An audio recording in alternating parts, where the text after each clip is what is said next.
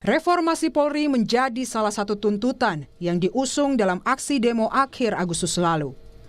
Merespon tuntutan publik, Kapolri telah membentuk tim transformasi Reformasi Polri yang beranggotakan perwira tinggi dan menengah Polri. Di sisi lain, Presiden Prabowo Subianto akan segera mengumumkan Komite Reformasi Polri. Menteri Sekretaris Negara Prasetyo Hadi menyatakan, Komite Reformasi Polri berbeda dengan tim bentukan Kapolri. Prasetyo mengungkap, tim Komite Reformasi Polri yang akan diumumkan Presiden beranggotakan 9 orang. Di antaranya ada nama mantan Menko Polhukam Mahfud MD dan juga beberapa nama mantan Kapolri. Berarti berbeda ya Pak, tim di internal dengan kebentukan di pemerintah nanti? Iya kan semangatnya sebenarnya sama ya, tapi kemudian kan di internal kepolisian juga perlu kita apresiasi, kita membentuk tim reformasi. Mas, kabarnya juga Pak Mahfud udah setuju untuk bergabung. Insya Allah. Insya Allah. Kabarnya ada mantan Kapolri? Ada. Beberapa nama. Tapi isinya berapa orang sih Mas? Mungkin kurang lebih ya sekitar 9. Mantan Menko Polhukam Mahfud MD bilang telah menerima tawaran untuk bergabung dalam Komite Reformasi Polri yang dibentuk Presiden Prabowo.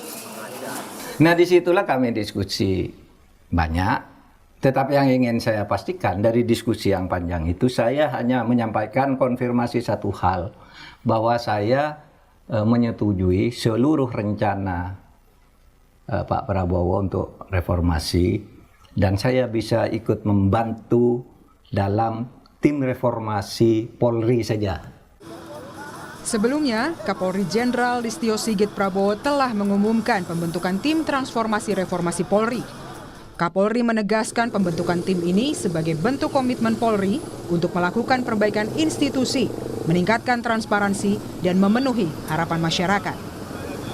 Harapan dibentuknya Komisi Reformasi Kepolisian, tentunya Polri juga mempersiapkan tim internal di dalam untuk kemudian melakukan evaluasi terhadap seluruh program yang sudah kita laksanakan, sehingga kemudian pada saatnya nanti masukan-masukan perbaikan yang diberikan pada kita segera bisa kita tindak. Dengan adanya 2 lembaga yang mengawal reformasi Polri, akankah Polri bisa semakin cepat berbenah, memperbaiki diri, sehingga menjadi lembaga yang lebih melayani dan melindungi masyarakat? Tim Liputan, Kompas TV. Dikawal 2 lembaga atau 2 tim, akankah proses reformasi Polri bisa berjalan lebih cepat dan lebih baik? Kita ulas bersama anggota Komisi 3 DPR RI Rudianto Lalo dan pengamat kepolisian Bambang Rukminto. Selamat malam Pak Lalo, juga Mas Bambang. Selamat malam. Malam. Dengan adanya 2 tim ini, DPR bagaimana mendesak bahwa tim ini harus bekerja dengan maksimal?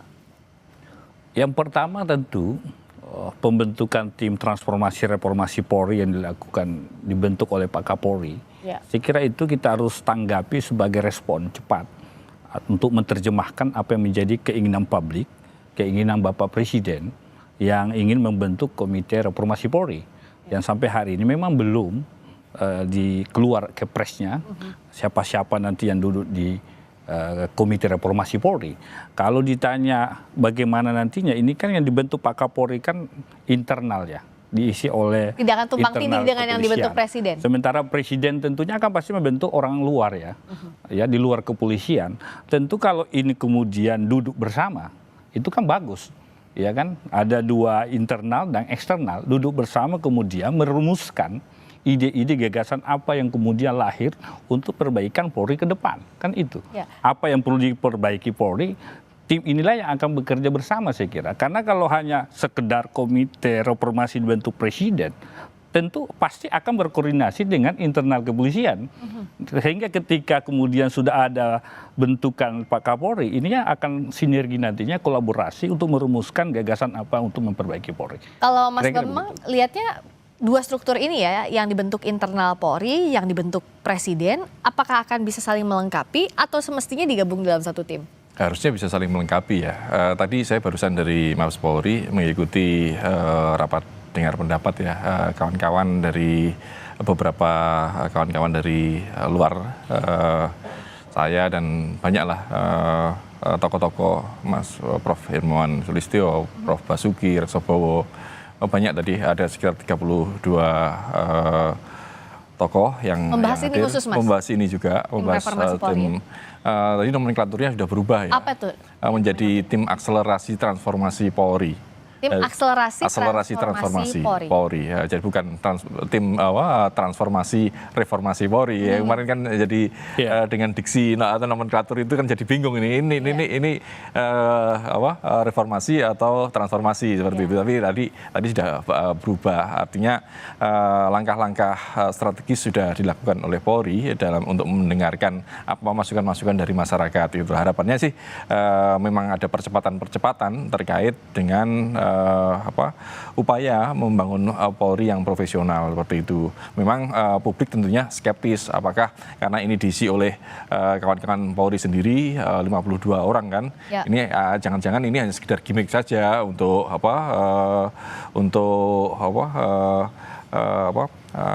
keluar dari desakan publik seperti itu kan, karena selama ini yang terjadi seperti itu. Makanya tadi juga terungkap juga karena ketua timnya adalah Prof. Krisnanda Kalemdikpol.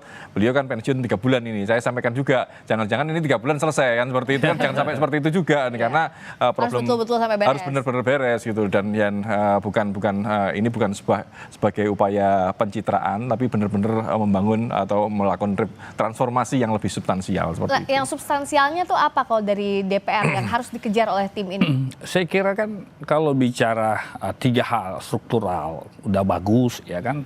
Semua sudah diatur misalkan pada hal penegakan hukum kan, instrumental pun juga begitu, doktrin aturan sudah bagus. Cuma memang yang problem hari ini yang banyak didiskusikan publik hanya kultur ya, ya kultur ya, ini budaya yang terjadi di lingkungan Polri misalkan. Yang dalam dialog sebelumnya juga kita bahas itu ya. Kita bahas itu. Kultural. Nah ini yang harus dibenahi saya kira. Kalau informasi dari Polri sendiri bahwa pengaduan yang banyak datang dari masyarakat itu adalah di kesatuan serse, serse kriminal umum yang banyak aduan masuk di Polri. Berarti kan yang banyak harus dibenahi di situ di kesatuan sersenya. Berarti kan bicara penegakan hukum. Berarti ada celah-celah mungkin.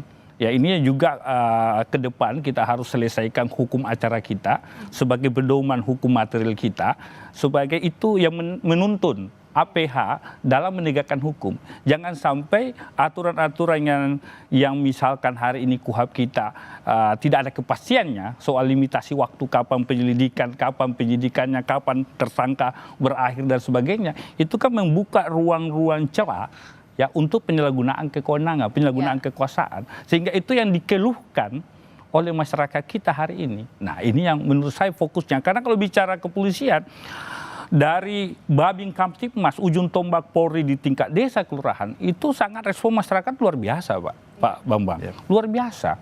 Orang senang polisi yang bertugas di level desa, kelurahan, tapi itu ujung tombak Polri. Itu yang jadi tetapi bila mana di satuan tertentu, ini kan satuan tertentu banyak kesatuan ya. Lalu lintas misalkan, dulu banyak aduan soal lalu lintas, tapi hari ini dengan digital, semua bisa dipantau oleh masyarakat.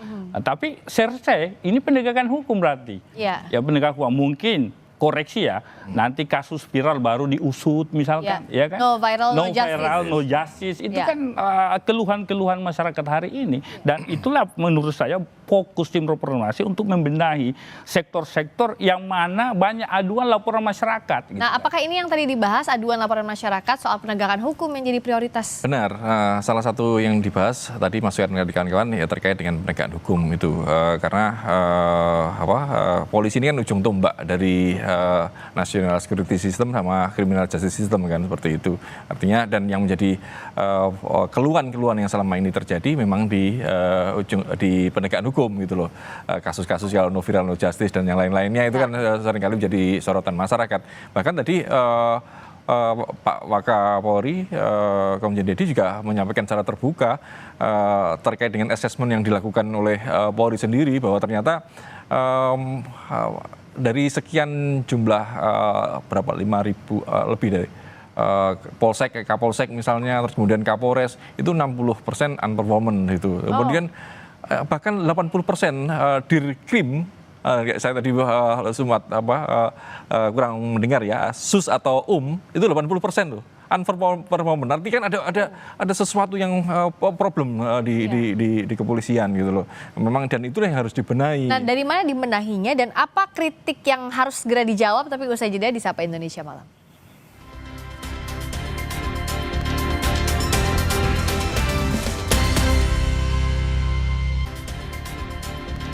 Masih membahas soal dikawal 2 lembaga atau 2 tim, akankah proses reformasi Polri bisa berjalan lebih cepat dan lebih baik? Kita masih mengulasnya bersama anggota Komisi 3 DPR RI Rudianto Lalo dan pengamat kepolisian Bambang Rukminto. Jadi dengan data tadi ya yang Mas Bambang sampaikan itu apa yang harus dilakukan, langkah taktisnya lah? Secara normatifnya kan kita sudah tahu ya apa yang jadi problem. Taktisnya gimana? Saya kira pengawasan paling utama. Ya, pengawasan internal, pengawasan eksternal. Terhadap polisi ya oknum ya yang misalkan rekam jejak, dapat pengaduan, laporan, itu harus menjadi bahan masukan bagi pimpinan untuk memberi reward and punishment. Kalau ada oknum polisi banyak laporan misalkan dari masyarakat, harusnya jangan diberi tempat gitu kan, jangan diberi ruang di institusi kepolisian. Begitupun sebaliknya, kalau ada polisi yang berprestasi karena misalkan dia tidak kenal pimpinan-pimpinan, justru polisi seperti ini yang harus diberi ruang untuk menempati pos-pos penting di kepolisian.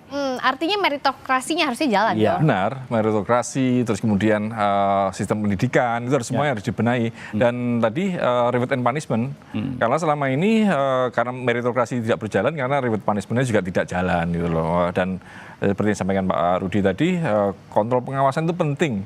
Makanya kalau selama ini mengapa itu terjadi, ya kontrol pengawasannya lemah gitu loh. Makanya dengan adanya tim reformasi yang dibentuk Presiden, harapannya ini bisa mendorong ini. Ini ada kendala apa sih Polri kok tidak bisa melakukan itu seperti itu kan. Artinya kalau ada dorongan dari pemerintah, dari Presiden, ini akan agak akselerasi ini ada gitu loh. Tanpa ada itu ya masyarakat pesimis lah. Ya. Nah, kalau dari bayangan DPR, nanti saya akan tanya juga ke Mas Bambang. Tapi sebenarnya idealnya bagaimana? Apakah dari internal kasih problemnya apa aja lalu diselesaikan dengan tim reformasi yang dibentuk Presiden, atau justru temuan dari tim reformasi Presiden yang terdiri dari eksternal ini yang kasih catatan untuk internal? Ya, semua saya kira bisa, mau eksternal, mau internal, kalau muaranya tujuannya untuk perbaikan institusi Polri, saya kira semua harus terbuka untuk menerima itu. Karena niatnya adalah perbaikan. Kami di Komisi 3 DPR selalu rapat dengar pendapat dengan mitra kepolisian karena adanya aduan masyarakat tentang misalkan proses penegakan hukum yang misalkan tebang pilih, penegakan hukum yang misalkan bermasalah gitu kan. Nah, karena dua masyarakat itu kita sampaikan bahwa betul-betul Polri harus menindak tegas apabila misalkan oknum-oknum melakukan yang melanggar hukum. Jangan ada kesan impunitas, jangan kesan melindungi anggota, supaya betul-betul ada disiplin di situ.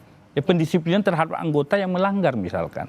Karena kapan dilindungi, maka kesan akan itu tadi persepsi masyarakat citranya akan buruk. Ya, karena citra kepercayaan publik itu yang jadi taruhannya. Kalau Mas Bambang soal konsep tadi gimana? Apakah kritik ini dari eksternal dulu, tim reformasi yang dibentuk Presiden dulu, atau ada semacam inventaris apa saja yang jadi masalah dari internal? Ya, pembentukan tim transformasi oleh transformasi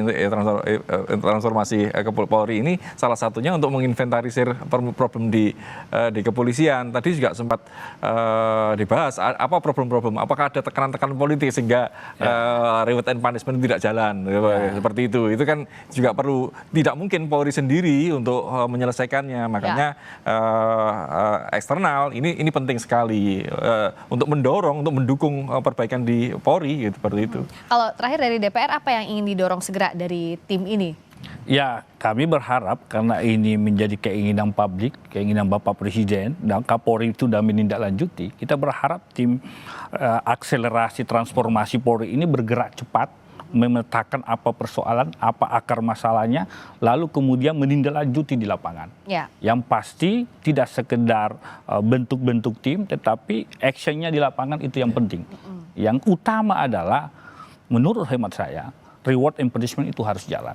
polisi yang berprestasi harus diberi tempat dan ruang. Polisi yang melanggar hukum misalkan banyak aduan, banyak laporan, jangan diberi tempat. Nah, kalau itu jalan saya kira polisi akan disegani dan dihormati. Mindset pola pikir harus dirubah bahwa polisi tidak bicara tentang kekuasaan eksklusif, tetapi tentang pelayanan. Kembali yang didudukan dalam konstitusi kita. Tugas polisi melayani, melindungi, mengayomi masyarakat, menjaga, memelihara keamanan dan ketertiban. Ya. Kuncinya itu. Dan jangan sampai jadi omon-omon aja karena momennya sudah ada, jangan sampai lewat begitu Jangan saja. momentumnya jangan seperti ini lewat terus. Ya, baik. Terima kasih Mas Bambang, terima kasih juga Pak Rudianto Lalu sudah hadir.